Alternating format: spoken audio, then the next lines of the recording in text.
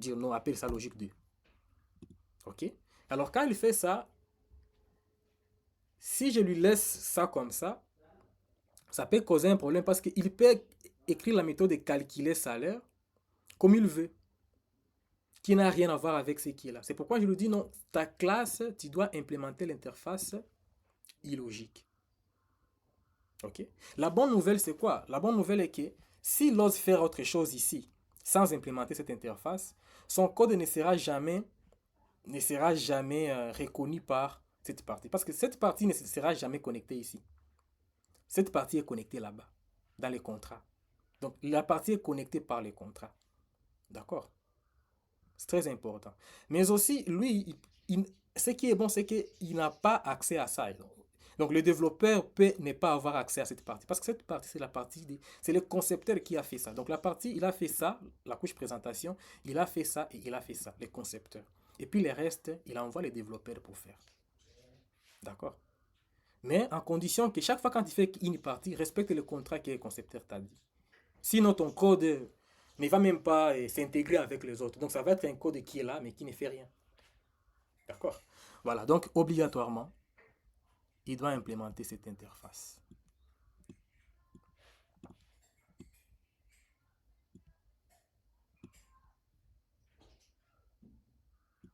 Et en implémentant cette interface, le tour est joué. Donc, moi, je n'ai pas besoin de connecter ici ou là, mais je suis là. Alors, ici, moi, je vais appeler la méthode illogique.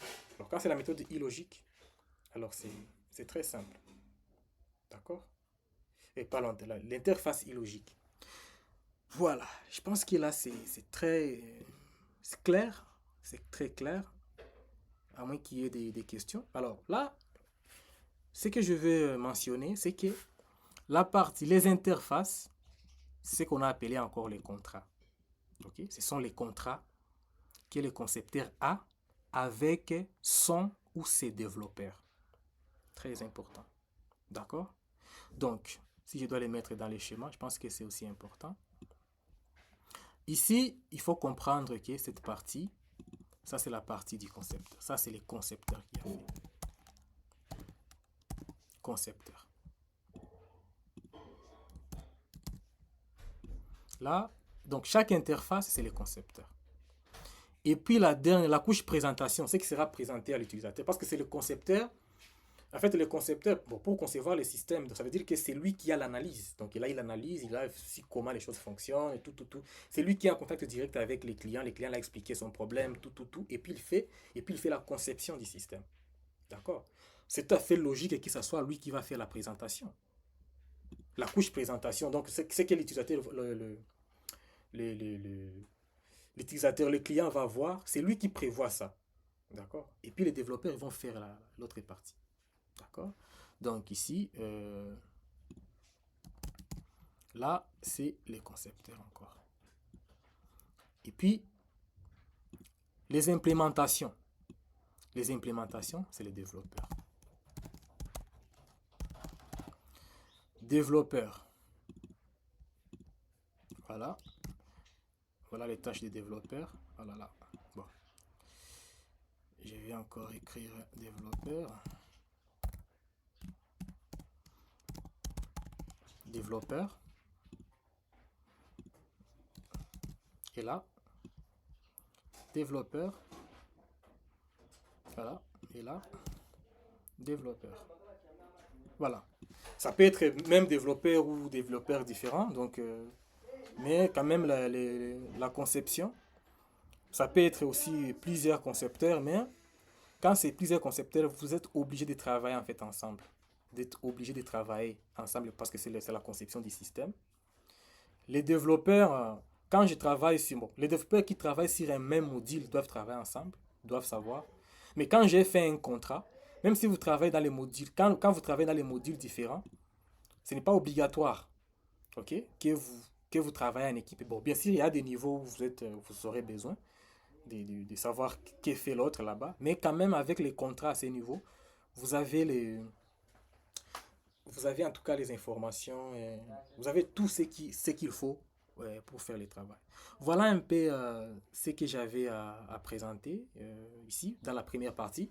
donc la partie conception, d'accord? Donc, je vous demande en tout cas si vous voulez concevoir un système euh, qui doit rester là des années, sans problème de- bon, sans que ça tombe en un système qui ne va pas mourir bientôt, qui ne va pas mourir très bientôt. Il faut respecter en fait ces bonnes façons, cette bonne manière de faire, euh, digne d'un ingénieur logiciel.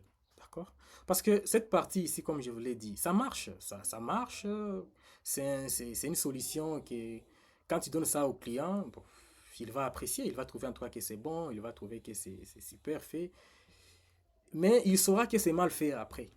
Ouais. Quand à un certain moment, il va te demander de lui faire des choses, tu pars, si tu es toi-même développeur ou tu envoies ton développeur, le développeur va faire une journée sans changer quelque chose, sans régler quelque chose, c'est énervant. Moi, j'ai travaillé dans des projets où des fois tu partais, euh, quelque part, tu dois résoudre un problème, tu arrives, au lieu de résoudre le problème, tu en crées d'autres. Après, quand tu rentres, les chefs, donc les propriétaires de l'application, les clients, lui, il est en contact direct avec les concepteurs. Donc, soit ton boss, disons que c'est ton boss, il va appeler ton boss, il va te dire, mais vous nous avez envoyé quelqu'un ici incompétent, même la chose qui marchait déjà, maintenant ça ne marche même pas.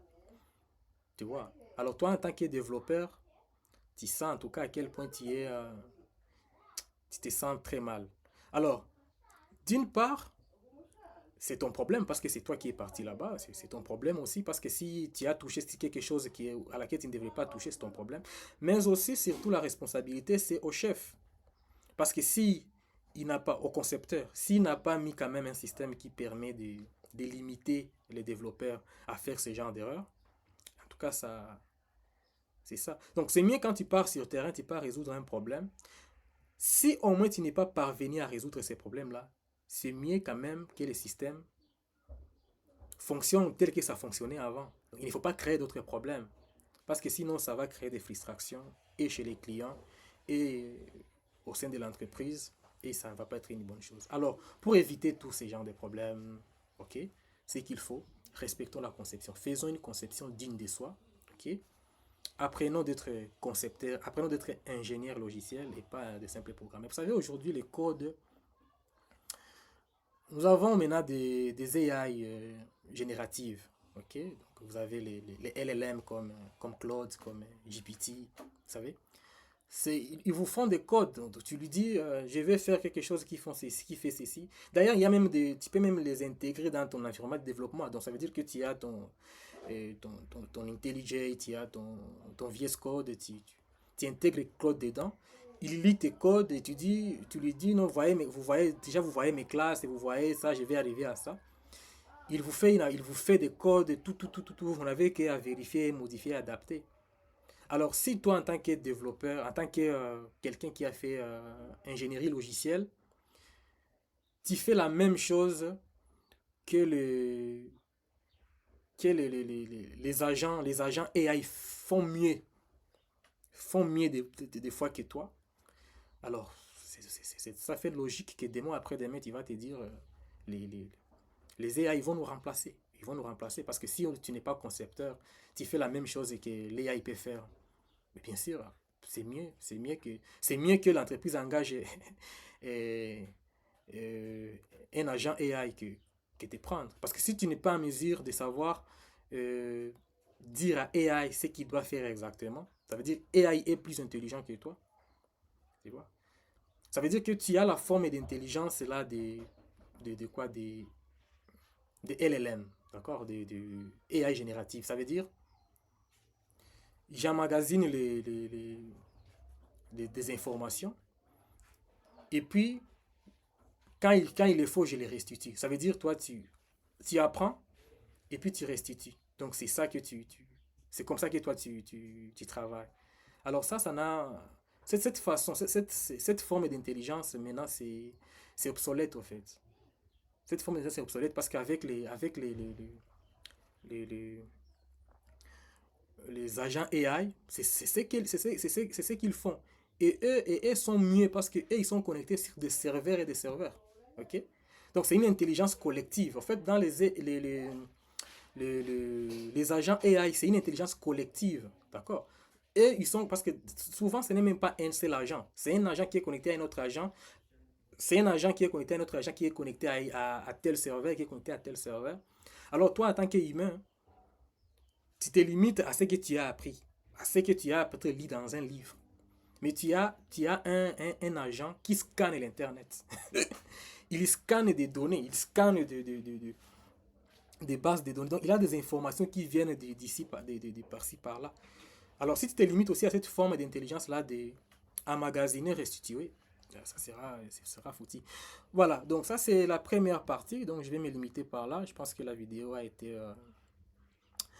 Bon, j'ai beaucoup parlé, j'ai suffisamment parlé. Et je pense qu'en tout cas, ça valait la peine. Donc, s'il y a des questions, vous pouvez toujours m'écrire sur mon email. Je peux essayer de réexpliquer certaines choses, certaines notions qui n'ont pas été bien comprises. Mais en tout cas, c'est ça. Donc, il faut respecter en tant qu'ingénieur, voici ce qu'il faut faire. Il faut faire vraiment la conception. Voilà. Alors, dans la deuxième partie, nous allons passer à notre... donc, on va faire une démo de tout ce qu'on veut faire ici. Ça veut dire on va d'abord commencer par ça, montrer ça et montrer... donc, on va faire une démo pour ça et montrer ses limites, les limites que vous savez déjà si vous avez suivi toute la... si vous avez été présent. Et puis, on va faire ça, ce qui est une bonne façon de faire, et puis on va voir en quoi ça nous paraît la meilleure des choix à faire. Voilà. Donc, je vais voir, j'utilise normalement IntelliJ comme environnement. Donc, je vais créer un projet Java, un simple projet Java Maven. Après, on va voir ce qu'il faut faire. Mais ça sera pour la deuxième partie. Donc, on va d'abord s'arrêter par là et puis on va faire la deuxième partie. Voilà, d'ici là, merci beaucoup et j'espère que la matière a été bien comprise. S'il y a des questions, n'hésitez pas à me les poser en m'écrivant sur mon adresse email. Alors, merci.